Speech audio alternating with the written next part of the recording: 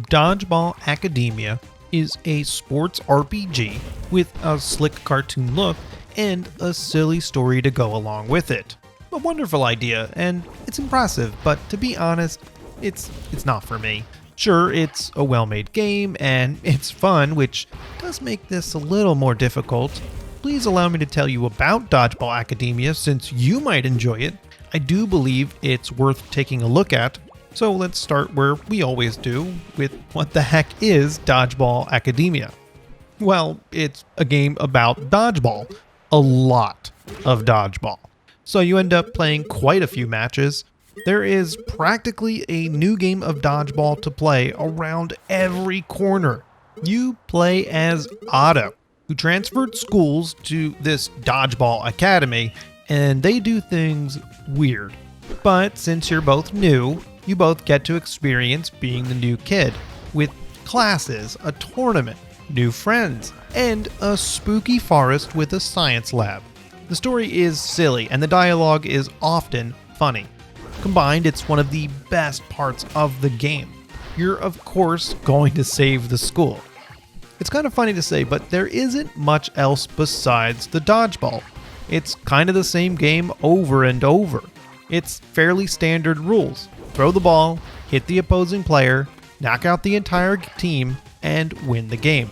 It takes a little bit longer since you're using health bars instead of the one-hit rule. Also, you can catch a ball, but it doesn't do anything but save yourself from being hit. There is one interesting departure. Some players will stand behind you when they're out of the game, making it even more difficult. It can end up playing like a bullet hell where bullets are coming at you from every direction. There are some matches where you control all three players on your team at the same time, and it's tricky.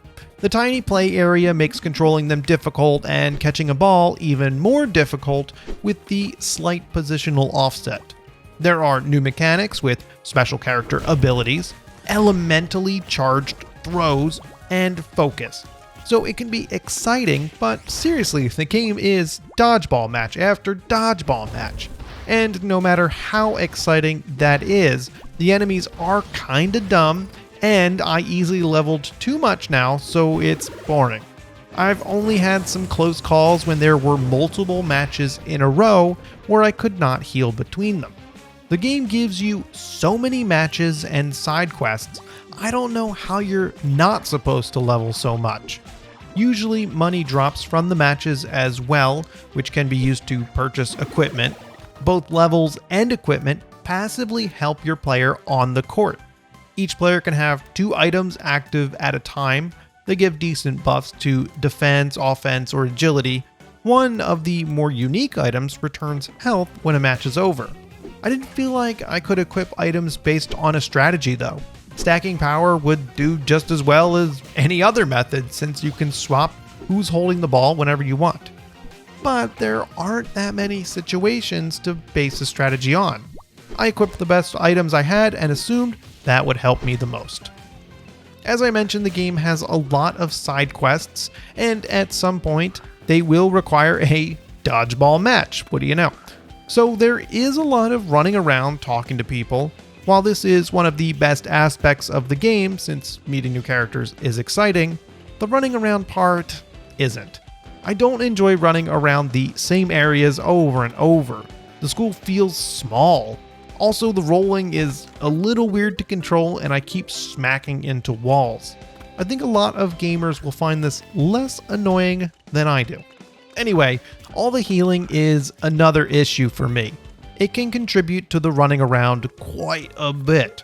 Your players do not heal after each match, so you either need to use a food item or go to the doctor. And there's a wide variety of food, and depending on what it is, will change how much it heals. It is neat to see that some characters are allergic or dislike some items, which means you could get into a tight spot later. However, that gives me anxiety, and I chose to save the items as much as possible. You know how some people get to the final boss with all the items because they were saving them?